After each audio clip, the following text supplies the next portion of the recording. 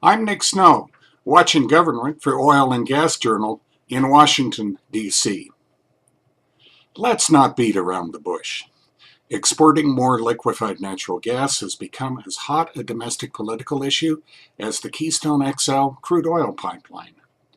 It's not certain whether all this attention will produce concrete results, but it is providing some good election year entertainment this spring, especially in Colorado.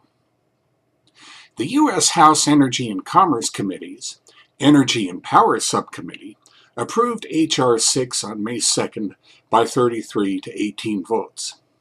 The measure, sponsored by Representative Cory Gardner, a Republican who hails from Colorado's 4th District, aims to clear a backlog of LNG export applications at the U.S. Department of Energy. The majority of LNG export applications are waiting in a long line, Gardner said following the vote.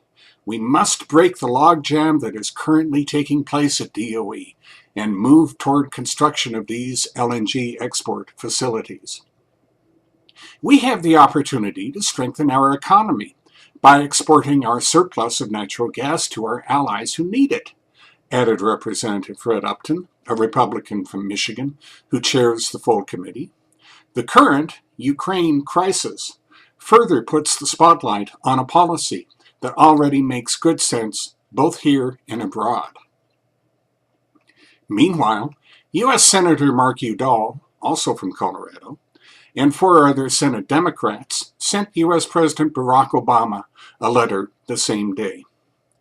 They urged DOE to move quickly by giving national security considerations more weight, quote, given the crisis in Eastern Europe, end quote, among other recommendations.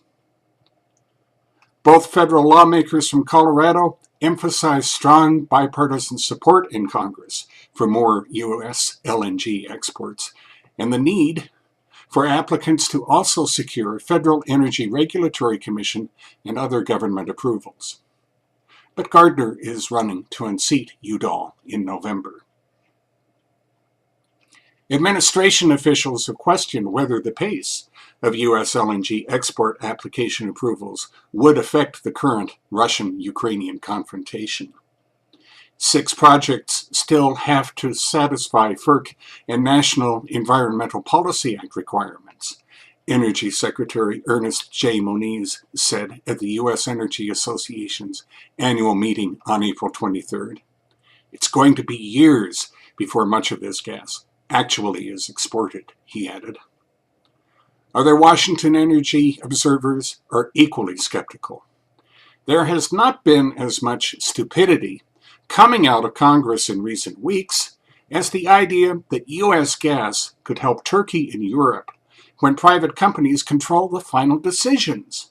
Charles K. Ebinger, who directs the Brookings Institution's Energy Security Initiative, said at an April 28th seminar on Turkey's regional energy future. Gardner, Udall, and their campaign staffs might disagree. Meanwhile, U.S. gas producers and others who support LNG exports are delighted the matter is getting such favorable attention, even if it's purely political.